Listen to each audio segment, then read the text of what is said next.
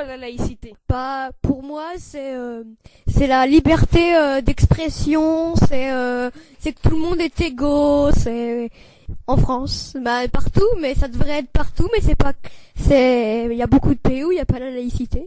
Bah, la laïcité, c'est de pas se faire victimiser à l'école. Je ne sais pas ce que c'est la laïcité. Bah, la religion des Turcs. La laïcité, c'est l'éducation à l'école et la religion. Bah, je sais pas. Moi, la laïcité, je ne sais pas. C'est l'égalité de tous les élèves. Ils n'ont pas le droit de montrer leur religion pour que tout le monde soit égaux et qu'il n'y ait pas de moquerie, par exemple. Pour moi, la laïcité, c'est la liberté de venir au collège ou à l'école, quelle que soit sa religion, qu'il n'y ait pas de moquerie, mais faut pas montrer des signes religieux, sinon vous pouvez pas venir. La laïcité, c'est accepter la religion des autres, les aider et limiter la religion. C'est accepter la difficulté des autres. La laïcité, c'est on ne doit pas obliger à croire en une religion. Et on est responsable de ses actes, on est responsable aussi de ce qu'on l'écrit, et on ne doit pas le voir de manière voyante, notre religion. La laïcité, pour moi, c'est des gens de différentes couleurs, mais que... non, c'est pas ça. La laïcité, c'est en croire à notre religion ou à certains dieux et pas croire au même que les autres. La laïcité, c'est qu'il faut pas montrer des choses de religion à l'école ou dans les collèges. Par exemple, porter le voile ou porter un bijou où il y a la croix de... voilà quoi. Bonjour, nous sommes Ambre, Priscilla et Lynn, des élèves de 5e 5. Pour mieux comprendre ce qu'est la laïcité, nous allons vous présenter son histoire. Ambre va tout d'abord vous donner la définition de ce mot. Alors, la laïcité est un mot assez difficile à comprendre si on ne connaît pas son histoire. C'est pour cela qu'on a des cours d'histoire. Ou de français, pour savoir comment l'écrire. Les deux sont importants. Les filles, revenons un peu à notre sujet. Oui, effectivement. Alors, la laïcité vient d'un mot grec laïkos, qui signifie du peuple. Au Moyen-Âge, en France, l'Église et le pouvoir politique sont reliés, c'est-à-dire que le roi et le clergé décident ensemble des lois et que la religion catholique est la seule reconnue. Après le XVIIIe siècle, la Révolution française marque la fin de cette entente. Les droits de l'homme, la liberté de conscience et de culte sont proclamés. Par la suite, les partisans de la République prennent le pouvoir en 1870. En 1880, pendant la Troisième République, les lois en faveur de la liberté publique sont à moitié adoptées. Le 9 novembre 1905, on vote définitivement la séparation de l'Église et de l'État. Jules Ferry instaure l'instruction obligatoire et interdit des signes religieux à l'école et le catéchisme s'enseigne désormais en dehors de l'école. Aristide Briand, un homme politique qui a donné son nom à l'école maternelle et à un collège de notre ville, affirme le droit de croire ou de ne pas croire ainsi que la liberté de conscience. En 1945, les évêques et les personnes de l'Église se déclarent officiellement d'accord avec la laïcité. Dans tous les établissements publics, les agents ne doivent pas exprimer leur opinion religieuse, que ce soit dans leur tenue et leur comportement, comme le dit la loi du 15 mars 2004. Attention, la laïcité n'est pas la religion de ceux qui n'ont pas de religion. Elle est avant tout l'art de vivre ensemble. Oui, elle n'a pas pour but de supprimer toutes les religions. Elle concerne toute la population et non pas une partie. La France est une république solidaire, laïque, démocratique et sociale. Pour notre bien-être, nous devons vivre ensemble. Pour cela, nous, collégiens, devons apprendre à nous respecter les uns les autres.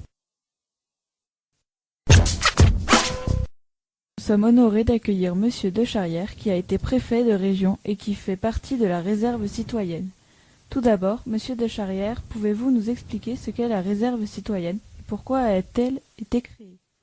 Alors, la réserve citoyenne, pour être très simple, a été créée en 2015 par la ministre de l'Éducation nationale en forme de volonté de mieux diffuser dans les écoles, dans les lycées, dans les collèges, ce que sont les valeurs de notre République. Et parmi ces valeurs, il y a bien évidemment liberté, égalité, fraternité. Il y a aussi la laïcité qui, je crois, vous occupe aujourd'hui. Monsieur de Charrière, vous avez été donc préfet. En quoi consiste cette mission ? Alors, le préfet, il est le représentant dans les départements et dans les régions du gouvernement et il est chargé de veiller à l'ordre public, au bon ordre, de veiller à l'exercice par chacun de nos concitoyens de ses libertés dans la limite des libertés des autres. Il est en charge aussi de mettre en œuvre l'ensemble des politiques qui sont conduites par l'État dans de nombreux domaines, politique sociale, politique de l'emploi. Il veille aussi au bon exercice de la démocratie et le préfet est responsable de l'organisation des élections notamment, qui sont un élément évidemment très important de notre démocratie. Voilà, le respect de la loi, c'est au fond la mission essentielle du préfet. On associe souvent dans les médias notamment la laïcité à la religion. Mais est-ce qu'il n'y a pas d'autres domaines où la laïcité intervient ? Alors, la laïcité, pour l'expliquer très simplement, c'est d'abord le respect de toutes les religions et le respect des non-religions aussi. On a le droit de croire en un Dieu immanent, on a le droit aussi de ne pas croire.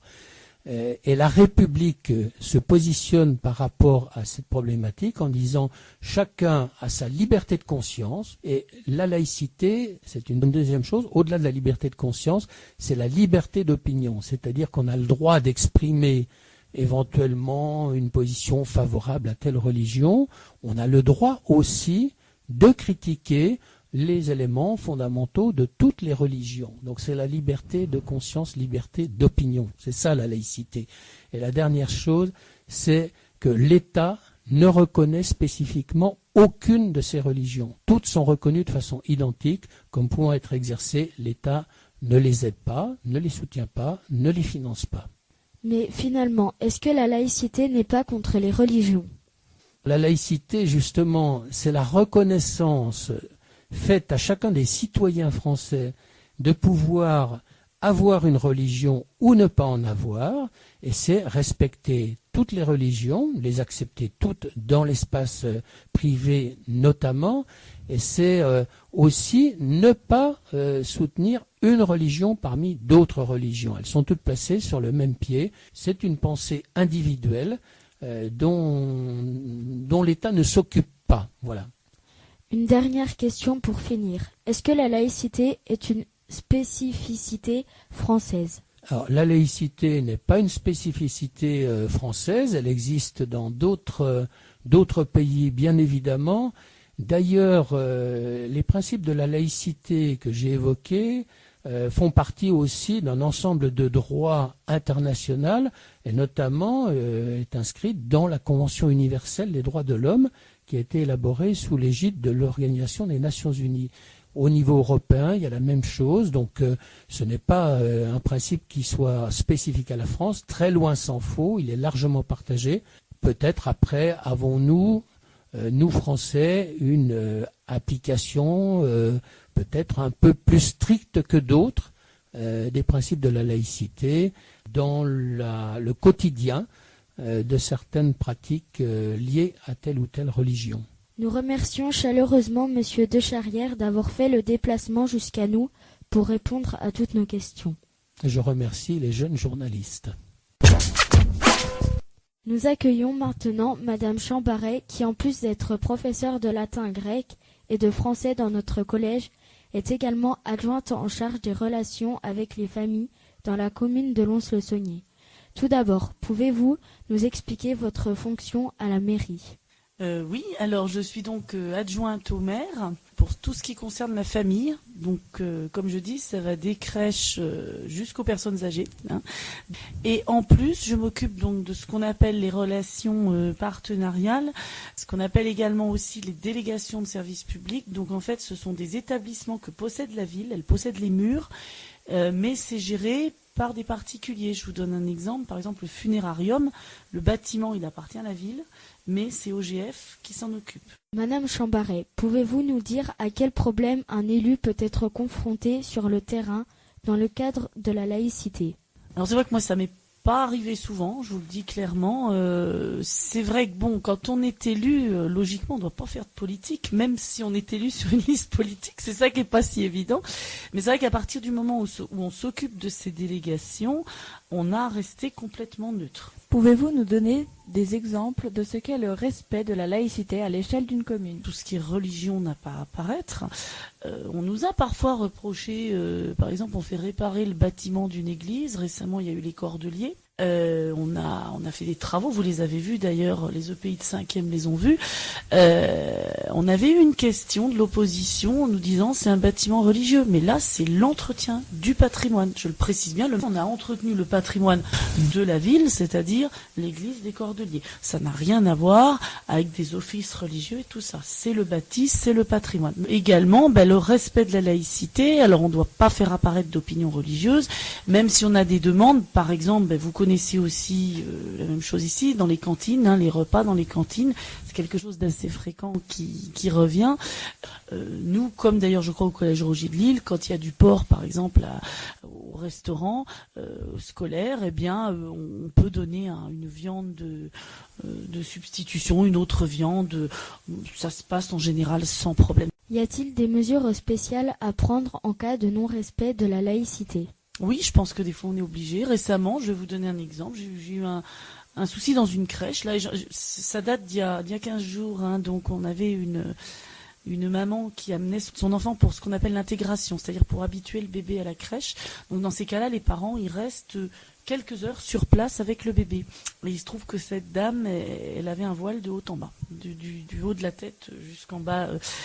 Donc il y a eu des questions d'autres parents, et c'est la directrice qui m'a téléphoné, m'a dit qu'est-ce qu'on fait. Donc moi j'ai interrogé monsieur le maire tout simplement, et on s'est référé aux lois, c'est tout. Monsieur le maire m'a dit, si elle emmène son enfant jusqu'à la porte de la crèche, il n'y a pas de souci, mais à partir du moment où elle rentre dans le local public, je dis bien public, soit elle enlève au moins qu'on voit son visage, voilà. Donc les choses ont été très claires, et bon, on s'appuie sur les lois, de toute façon dans ces cas-là il y a des lois et il faut les respecter. Merci d'avoir accepté de répondre à nos questions. Nous voyons que la laïcité fait aussi partie du fonctionnement d'une commune. Merci à vous. Nous avons le plaisir d'accueillir Monsieur Benarira, qui est le président de l'association SOS Racisme de Lons-le-Saunier. Nous voulions lui poser des questions sur l'importance de la laïcité. Bonjour Monsieur Benarira. Vous pouvez nous présenter rapidement votre travail au sein de l'association? Bonjour Zoé, bonjour Elsa, bonjour à tous. On va peut-être vous raconter comment est née notre association, peut-être, c'est déjà ça l'histoire. Donc vous savez que ça s'appelle SOS Racisme, mais il y a aussi une continuation avec Stomain qui disait « touche pas à mon pote ». Et donc c'était suite à des événements un peu racistes qu'un groupe de jeunes s'était réuni pour dire « touche pas à mon pote ». Et voilà, donc nous c'est cette idée-là, cette idée forte qui nous a rassemblés pour dire non au racisme. Est-ce que vous pensez que la laïcité permet de lutter contre le racisme? La laïcité, si elle est appliquée correctement, oui, il n'y a aucun souci, puisque de toute façon, la laïcité, c'est le respect de chacun, de par ses origines, sa religion. Donc pour moi, oui, et ça fait partie aussi du triptyque de notre République, qui s'appelle liberté, égalité, fraternité, et laïcité, qui englobe le tout. Mais pourquoi doit-on respecter les religions, alors qu'elles sont source de guerre et inégalité? Le problème n'est pas une question de respect ou pas, le problème est d'accepter que chacun ait un avis, un comportement différent, et sans pour autant le juger, dans la mesure où ce comportement n'influe pas dans le quotidien et dans la vie publique. Ce qui se passe actuellement, c'est qu'on parle beaucoup de religion, effectivement, et donc vous nous dites elles sont source de guerre et d'inégalité. Moi, ce que je reproche actuellement, c'est que quand on parle de laïcité, on parle effectivement de respect des religions, mais aussi de respecter les personnes qui n'ont pas de religion et qui ne suivent aucun dogme. Donc en fin de compte, la société française, comme le monde, est composée de gens qui croient et de gens qui ne croient pas. Il y a les religions et il y a les gens qui ne sont pas forcément religieux, et tous doivent s'accepter les uns les autres. Après, on peut contester les religions si on veut, mais la réalité, c'est que la France, le monde, est fait de personnes qui croient et d'autres qui ne croient pas, et chacun a le droit on doit respecter chacun. Finalement, si tout le monde était pareil, est-ce que ce ne serait pas plus simple? Être pareil, c'est pas forcément une belle chose. J'allais dire, vous mettez des robots et on peut les faire à l'identique. Et est-ce que c'est une société idéale? Je pense pas. Par contre, la diversité peut apporter aussi une chance. Moi, je vous dis, bon, je m'appelle Lagdar Benarira. Donc, mes parents sont d'origine algérienne. Je suis né à Pontarlier. Grâce à ce mélange, c'est-à-dire que des origines de mes parents et de ce que j'ai vécu ici, ça m'a apporté beaucoup de choses. Si la laïcité permet le respect de toutes les opinions, pourquoi est-ce qu'on ne pourrait pas être raciste? Le souci, c'est qu'effectivement, on a le droit d'avoir une opinion, mais heureusement pour nous, le racisme n'est pas une opinion. Le racisme est un délit qui est puni par la loi. Avoir une opinion, c'est une réalité, sauf que il y a des faits, j'allais dire, le racisme ne fait pas partie d'une opinion. Le racisme, c'est un délit. Merci beaucoup, Monsieur Benarira, d'être venu au collège nous parler de votre expérience. Merci. Merci à vous, merci Elsa, merci Zoé, et merci au Collège Rouget de Lille de faire cette expérience radiophonique. Et voilà, merci de votre accueil. En lisant la charte de la laïcité, nous nous sommes rendus compte qu'elle était très compliquée avec plein de nouveaux mots pour nous. C'est pourquoi nous voulions vous l'expliquer de façon plus simple. Chez nous, au collège, la charte de la laïcité est affichée dans la bulle et figure dans le carnet de correspondance. Elle est mise en place pour faciliter le bien-être dans la vie commune. Par exemple, chacun peut exprimer ses opinions dans le respect des autres. Personne ne peut t'insulter ou te faire violence. La laïcité à l'école interdit les signes religieux. L'article 6 nous explique que l'école doit nous aider à grandir loin des pressions ou de l'influence de notre entourage. Nous devons apprendre à penser librement par nous-mêmes. Aucun élève ne peut refuser de suivre un enseignement ou de ne pas respecter le règlement. Tout le monde subit le même traitement. Bonjour Madame Flamand. Bonjour. Alors vous êtes prof d'histoire-géographie? Oui, au Collège Rouget de Lille, depuis de nombreuses années. D'accord. Alors, dans le cadre de votre travail, enseignez-vous la laïcité? Oui, ça fait partie du programme de l'enseignement moral et civique à tous les niveaux, 6e, 5e, 4e et 3e. Alors, je n'ai que des 4e, 3e cette année. En 4e, on travaille ça dans le cadre d'une séquence sur les libertés en général, puisque dans la laïcité, il y a les 3 valeurs fondamentales de la République, la liberté, l'égalité, la fraternité. Donc quand on travaille les libertés en 4e, on travaille sur la liberté de culte, la liberté de religion, comment concrètement la laïcité se met en place au collège. Comment elle se vit au collège. Et puis en 3e, c'est dans le cadre d'une séquence sur les valeurs de la République, où justement on voit comment cette idée de laïcité, elle s'intègre bien avec l'idée de liberté, puisque chacun a le droit à la liberté de religion, ou de ne pas avoir de religion aussi. Chacun ayant cette liberté, il y a un traitement à égalité, et du coup ça devrait éviter toute discrimination pour des raisons religieuses. Et puis, c'est source de fraternité, puisque à partir du moment où on ne se combat pas pour des raisons religieuses, on peut se retrouver. D'accord. Merci, madame. Merci. Bonjour, monsieur Guillard. Bonjour. Bonjour. Donc, vous êtes professeur d'espagnol. C'est bien ça. Et responsable de l'égalité filles et garçons. Oui. Est-ce que selon vous, la laïcité est importante à l'école et pourquoi? Oui, bien sûr, c'est une valeur très très importante puisqu'on est tous là, on doit travailler ensemble, tous se respecter. Et pour moi, c'est une des valeurs les plus importantes de l'école aujourd'hui. Dans l'article 9 de la charte de la laïcité, il est dit que la laïcité implique le rejet de toutes les violences et les discriminations et garantit l'égalité entre les filles et les garçons. Pouvez-vous parler de votre rôle comme référent pour l'égalité filles-garçons? Oui, donc dans l'établissement avec les 3e, nous travaillons sur un projet sur le sexisme pour essayer de faire réfléchir les élèves sur l'égalité entre les filles et les garçons, arrêter toutes ces discriminations envers les garçons, les filles, etc., les codes vestimentaires. Et c'est important d'en parler et j'invite tous les élèves l'année prochaine intéressés à participer à cette réflexion sur le sexisme. Merci à tous pour votre écoute et nous espérons que cette émission vous aura plu et qu'elle vous aura permis de mieux comprendre la laïcité. Et comme dit Albert Jacquard, la laïcité est l'acceptation de toutes les opinions et de tous les comportements qui savent respecter l'autre. Nous terminons en musique avec le groupe Icône et son titre Laïcité. Nous remercions chaleureusement Patrick Grieco, le chanteur, qui nous a gentiment autorisé à passer sa chanson. Au revoir. J'aime pas les femmes quand elles sont apprivoisées. Laïcité, cité, cité la laïcité dans la cité. Laïcité, cité, cité, cité la laïcité dans la cité. À la Clairefontaine, m'y allant promener, j'ai vu des skinheads en train de se raser. Ils étaient pas méchants, ils étaient pas vilains, c'était simplement des moines tibétains. Faut pas se fier aux apparences, pas d'hypocrisie, pas de remontrance. Entrez dans vos églises, synagogues et mosquées, je connais pas un Dieu qui ne prône pas la paix. Laïcité, si